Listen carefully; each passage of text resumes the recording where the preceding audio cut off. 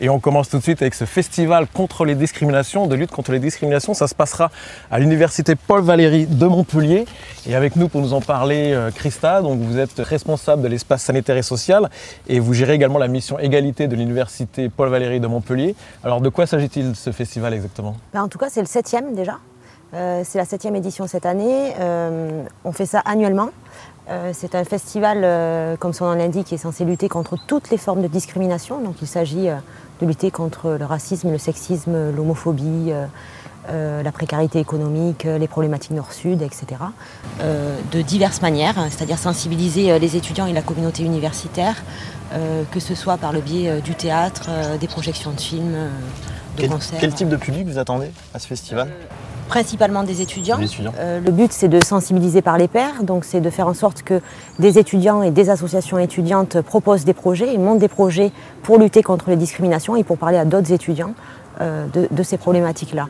Après, évidemment, c'est ouvert à tous et à toute la population montpelliéraine.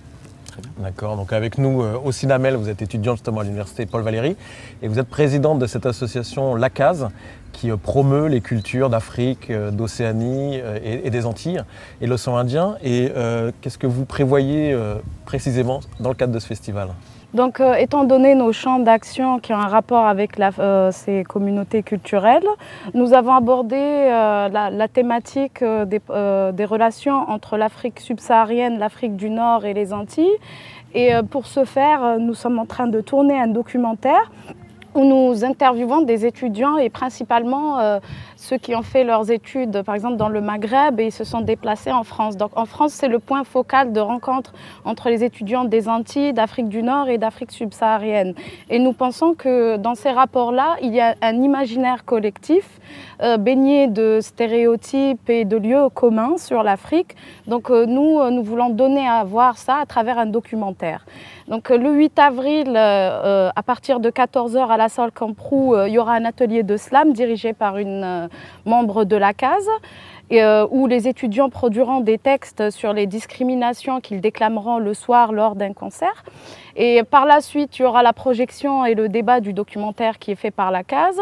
Et ensuite, nous clôturerons la soirée à partir de 21 h par un concert où il y aura de la danse, de la musique et des étudiants de Paul Valéry que nous voulons promouvoir aussi. Et nous clôturons la soirée par un groupe afro-cubain.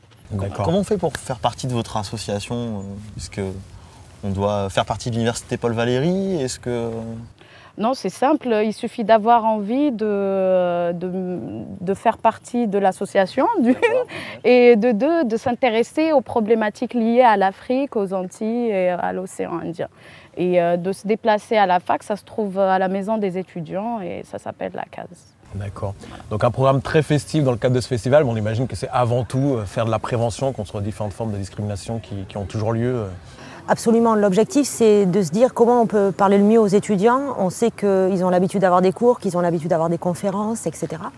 Et c'est essayer de les sensibiliser d'une autre manière, par d'autres canaux, donc le canal du théâtre, du concert, de l'atelier, etc. Ça fait venir les gens, les voilà, concerts et absolument, ce genre de choses, ouais. Ça fait venir les gens, mais les concerts ne sont pas faits pour être des concerts simplement, mais le concert est toujours précédé d'un débat, d'une réflexion. Vous allez discuter, vous voilà. avez des affiches, vous en parlez, etc. Oui. Parce qu'une conférence, ça ramène pas spécialement de monde. Ça dépend de la tête d'affiche. Après, c'est toujours pareil. Il y a 2 ans, nous avons fait venir Orlan, qui est une grande artiste plasticienne féministe. On a eu 500 personnes à sa conférence. Donc voilà, ça dépend aussi des programmations. Et puis il y a des thématiques qui attirent toujours plus de monde, qui sensibilisent plus ou moins. Parfait. Bah, écoutez, mesdames, on vous remercie de cette belle initiative et bon festival à vous. Merci. Très bientôt.